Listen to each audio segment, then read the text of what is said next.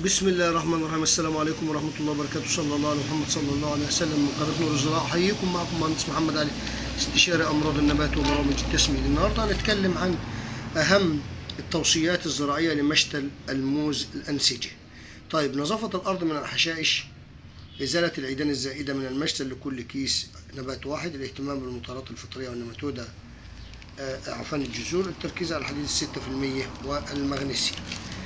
طبعا الإضافة إلى برضو بعض الحاجات المهمة: الوقاية من الذبابة، الوقاية من الحشرات، الري المنتظم، التسميد المنتظم. الوقاية أفضل من العلاج. التسميد بالمركبات زي NPK 19 أو 20 أو 6 سلفات النشادر أو البوتاسيوم أو الفوسفوريك. خلطة العناصر: حديد، زنك، منجنيز، يوميك، فولفيك، وحديد 6%.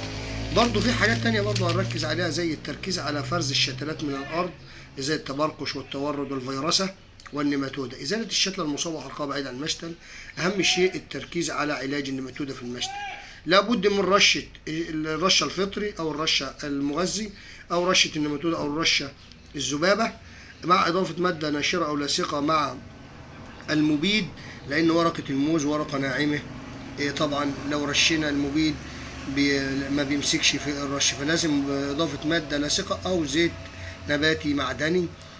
ونركز على الحديد 6% والمغنيسيوم تاني دول، حتى طبعا عشان الشتلة ما تتعرضش للصفار، لأن الصفار بيأثر عليها. والنيماتودا عامة زي مادة الإكزامايل، البرمينوفوس، مادة النيمازيرو، مادة أي مادة نيماتودا، مادة الشيتوسان، دي مواد كلها معالجة للنيماتودا. والسلام عليكم ورحمة الله وبركاته.